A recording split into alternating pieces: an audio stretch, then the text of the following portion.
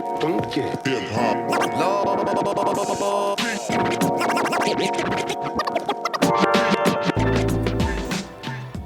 What up everyone, my name is Clinton Perilla and this is episode 4 of Video Underground. What up guys, welcome back. This is Album Review and my name is Edward Caputo.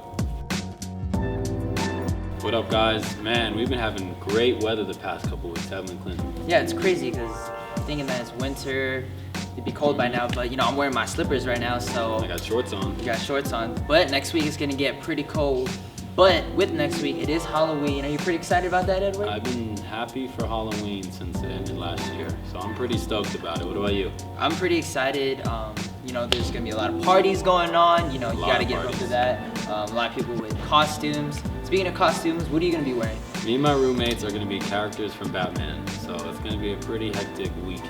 A lot of parties, I'm sure. What about you? You know what? I kind of want to go as Walter White from Breaking Bad, if you guys know that. I've been watching that show lately. Kind of have to shave my head off, wear some sunglasses and a beard, but we'll see how that goes. It's gonna be pretty interesting. Yep. We haven't been back in a couple weeks. What music have you been listening to? What are some albums? It has been a while, but I've been hitting up some music lately, and with that, there are some albums that I want to review today. Alright, so one of the new albums that I've been listening to lately is Pusha T, if you guys know him. His new album, My Name Is My Name. It's his first debut album. He's been around the rap game for a while, being with the duo Clips with his brother. He's released a mixtape in terms of promotion called Wrath of Crane, and what I gotta say about this album is pretty much one of my favorite hip-hop albums of the year. It's provides what Pusha T always has, is those clever punchlines. He's always into character. If you guys are into that character type mindset in terms of rapping, he's always there. With his past experience as a drug dealer, he talks about that, but you already know he'll go above and beyond.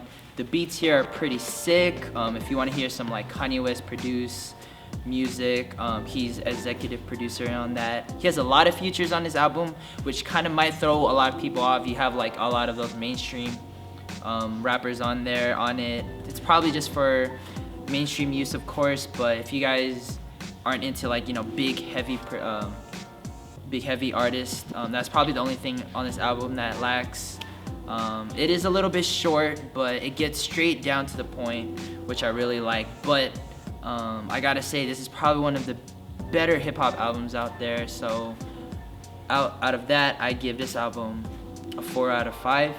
What up guys? So the albums that I'm gonna do today are Avicii's album True and Miley Cyrus's album Bangers. And I'm gonna start off with Miley Cyrus's album first because she has been just all over the news the past couple weeks, just everything she's been doing on the award shows and everything. So she's had a couple good songs. I listened to all of her album, and there's a couple songs that stand out that I like. For the most part, I really don't like the album, but the song 23, I think it's very catchy. Everyone likes it. It seems like a good, party song. And then a lot of people fall into the Wrecking Ball song, which is all right. And a couple of other songs that, Can't Stop Her on it, so everyone knows that one. But she's just surprised a lot of people with all the stuff she's done. Her music, her demeanor, everything she's been out doing, crazy stuff. So I don't think that I would suggest to go out and buy the album, because I would only give it probably a 2.5 out of 5 stars. But I think it's a good album with a couple songs that are okay, and I think it's just funny to see that she's just changed from the Hannah Montana that we know to this girl who broke off her engagement and has her hair cut and naked in her music videos and all this stuff. So I definitely would go check out a couple songs, but not her whole album I don't like. And then the next album that I'm reviewing, gotta give it up to Ladies. Definitely one of my favorite albums of the year. If you guys know this artist, her name is Janelle Monae. This is her second album, starting from her debut album from 2010 called The Arch Android. This is a concept album series, which is pretty cool. It tells a story of a android, which is herself, called Cindy Mayweather, from 2719, and pretty much she talks about how she fits in society and things like that. And what's cool about the concept album, of course, her signature style is funk, gospel, soul, pop if you guys all like that, but she really focuses on like old school music. And if you guys really want to listen to a fusion of all of that, this album has it. She has production that's just on par with a lot of albums this year, and she has features including Prince himself, Erykah Badu, Miguel, Solange, and if you guys know Esperanza Spalding, she's a great artist as well. This is pretty much one of the greatest albums of the year, maybe of this decade so far. It's really good. I suggest it. Give a shout out to the ladies, Janelle Monae hitting it again. So with this album, I give it a 4.5 out of 5. And the next album I'm going to talk about would be Avicii's album True. And I never really liked house music until a couple of years ago.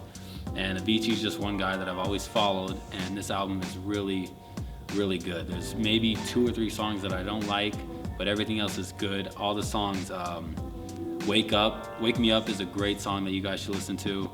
There's a couple other ones. Let me think of the names. I can't think of them right now. Stop It or something. No, okay, just keep going. Damn, what's the name of the songs? Fuck, I can't think. All right, I just cursed. Okay.